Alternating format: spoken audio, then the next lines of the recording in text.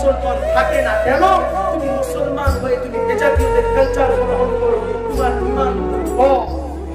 আমাদের ঘরের সন্তান তারা বেজাতীয়দের কালচার গ্রহণ করে, তারা 31 নাইট বানায়, তারা 31 ডিসেম্বর বানায়, তারা জানুয়ারি মাসে মানুষ থাকে না, তারা জানুয়ার হয়ে যায়, মসজিদের পাশে ডেক বাজাবে, কিন্তু তার মাথায় খেয়াল আসে না যে মসজিদের নামাজ